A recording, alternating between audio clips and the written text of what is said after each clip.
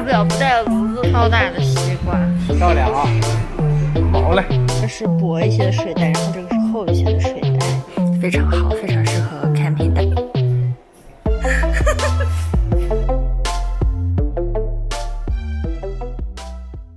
Hello， 大家，我们现在呢正在去超市的路上，让大家看加拿大的高速。因为我们的帐篷和睡袋都已经有了，所以今天呢，我们主要是来采购一些露营需要用的食材，还有最主要的就是烧烤需要用的竹炭。选了一个好位置。我们现在要先来华泰生活买一个炭。这个超市就是所有的东西应该都是从中国进口过来的。你看，像这种九阳呀，都是中国的牌子。没有炭了。Oh no！ 大不了不带炉子了，是不是？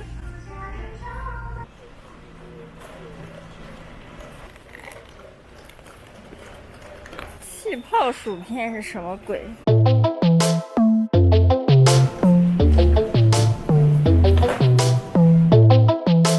我要买小西红柿、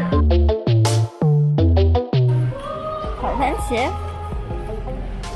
看起来好生的感觉。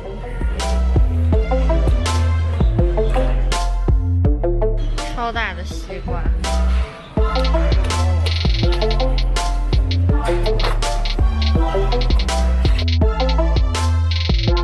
我们家也有一个这种的，我打算如果买不到炭的话，就带这种的来做饭哦。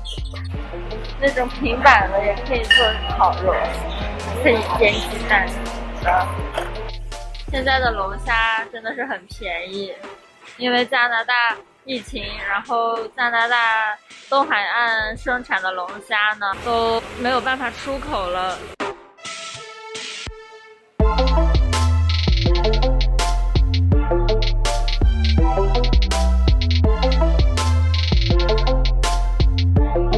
我们来到了肉部。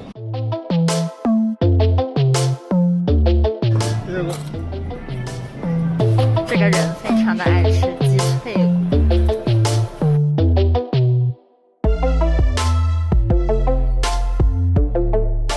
有点少的吧，这个小。行，就是它了。切一下，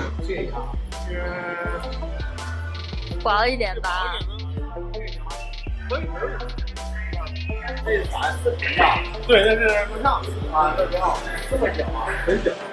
能放啊？能放，还有它自动稳定，就绝对不会晃。好，回家。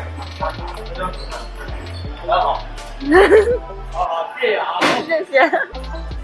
漂亮啊！好嘞。好。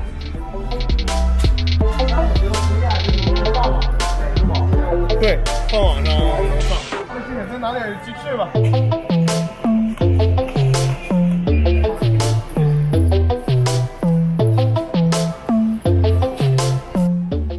看，我们刚才买了一张超大的豆皮，因为这个人打算要做烤豆皮，就是东北的那种，对吧？东北烧烤摊上面的烤豆皮，但是并不知道那个酱是用什么调出来的，反正要辣一点就好吃，对吧？虽然东北的那个一点都不辣。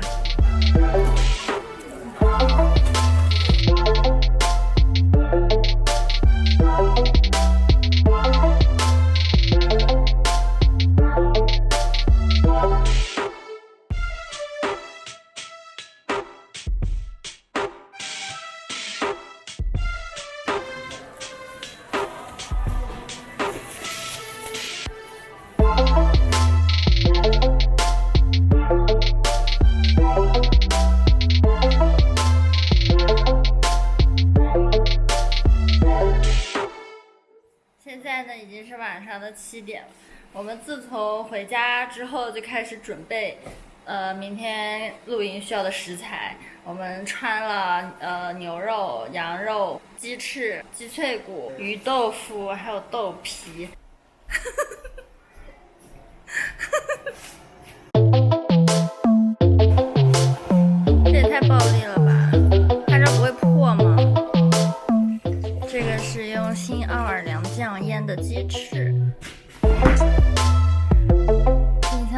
这些都是我们刚刚穿好的肉串儿，这个是还有虾，然后这个是豆皮，不对，干豆腐。这里面有鸡翅、牛肉和羊肉。羊肉就是简单的用洋葱腌了一下，然后牛肉就是用一个烧烤酱，然后再加上黄豆粉，然后腌制的一个酱。这个就是秘制东北私藏干豆皮专用酱。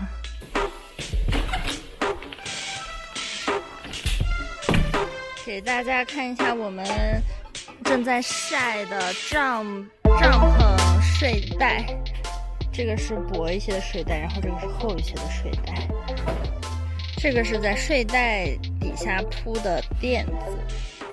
你切的也太随意了，小做。